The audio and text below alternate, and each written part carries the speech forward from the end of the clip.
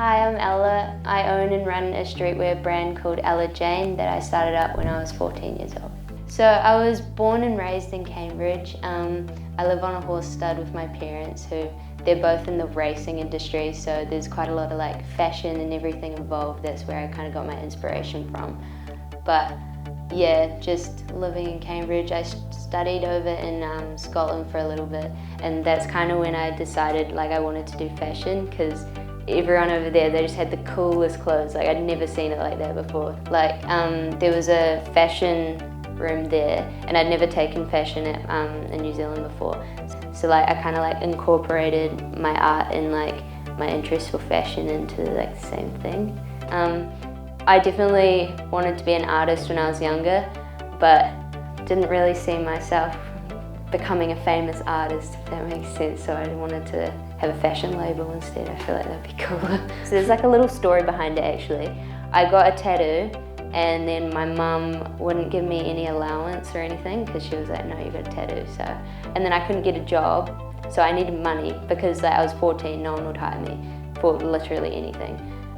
So I was like, I have to make a business. And my mum, she's obsessed with sunglasses, so she has like literally like hundreds of pairs of sunglasses. So I was like, surely they will sell all right. So that night I was like, oh, I'll just chuck my name on it. Ordered like 50 pairs of glasses, and then I started taking fashion when I was at St. Peter's, and I don't know, I just thought might as well just start doing clothing. I feel like it'd be so cool just to see people wearing my clothing and stuff like that.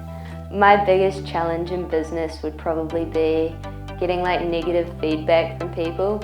I'm a very like sensitive person, so like as soon as like one person says they don't like that t-shirt or something, I take it straight to heart. So then if I get bad feedback, it definitely knocks me down. But when I see people like wearing my clothing or something, it definitely like helps me like keep going, just to not like give up kind of thing. It's quite fun, like especially at this age, just getting all my friends involved in everything and all the photo shoots and everything. And in life, although you're young, have there been many challenges so far? I struggled quite a lot with mental health and everything, and I think my business probably would have been a bit bigger than it was today, but I'm still very happy with like how it's turned out, and it's still growing. Like I'm still gonna keep going at it, trying to like focus on myself rather than like get myself right before I like go out and pursue my like business and make it bigger, you know, kind of thing. I definitely had no like interest in fashion at all when I was like 10. So I feel like if 10-year-old South was looking at me right now, they'd be like, what the heck are you doing? What are you wearing? Like, I don't know, I just think like when I was like 10 and probably like a bit older, I definitely cared about like a lot what like other people thought about me. Now I don't. I don't know, it's not a big deal now, so other people's opinions on you, like on what you are, it literally doesn't matter. So in terms of like role models, I guess, to you, who would you say is someone that you really look up to? Definitely my sister. She's like working in the fashion industry and like TV and everything, and I definitely just look up to her. She's like my fashion icon. Like whatever she wears, I wear. So what would you say have been your proudest moment so far? Definitely when Rule and Benny wore my glasses. I sent them the glasses, so like it's not like they bought it, but I don't know. I just thought it was cool that they wore it. It was like, because I look up to them, they're like music icons to me, so I just thought it was so cool. Do you enjoy social media, or do you find it like a burden, or? No, I love it. I love like posting the photos and everything that like from the photo shoots and everything we've done, and like kind of meeting new people, like actually connecting with my customers. I think that's really important. But it does get quite a lot of like pressure sometimes, like over top of just like life in general, having to like post on social media 24/7. It's like quite a lot, but it's worth it. It definitely pays off. So in terms of inspiration for your different collections, where does that come from? Quite a lot of the inspiration comes from my graffiti wall in my room. It's like I literally, whenever I come up with like a drawing or anything, I just put it on the wall, and then, I don't know, it comes in handy when I need to design a new collection. Just pop it on a t-shirt and go. Because I love art, I think that's like a really good way to like relieve stress and everything.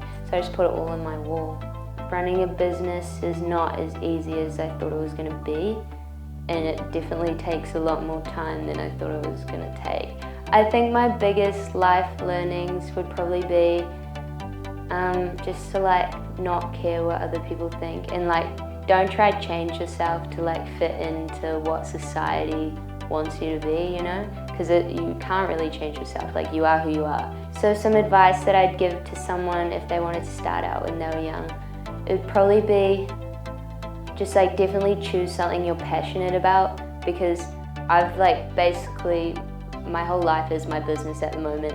I'm like obsessed with it and I want to do it 24/7, and I feel like that's definitely a motivational like thing to have, that like one day my brand could be like big, like people, like I could be walking down the street, someone could just be like wearing my clothes, like everyone could be like wearing my clothes. And I don't want to miss out on that in case, like if that's like a opportunity, if that actually could happen, I don't want to miss out on that. One of the most challenging times in my life was definitely this year. I struggled a lot with depression and anxiety, and I was diagnosed with anorexia. Once you're in that mindset, it's literally such a hard thing to get out of unless you have like a motivation to actually do it. And at the start I definitely didn't. I had like nothing I was really looking forward to. I just didn't want to get better until like I actually realized that I didn't want to miss out on like if my brand ever got big one day, like I don't want to miss out on that. I don't want to lose that opportunity in case it's like actually possible. So what would you say to like other kids at the moment that you know, or teenagers that are going through similar things? I know it feels like the end of the world right now, literally. It definitely does feel like that. But it honestly does get better. I know everyone told me that and I didn't believe it.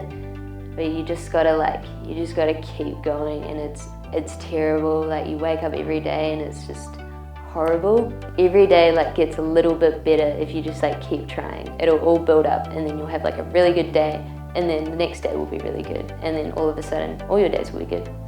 You just gotta be patient, you know, like if someone's in that mindset, they're not them. Obviously you can't be like supportive all the time, because some things you like won't understand, like you just can't understand unless you've been through it.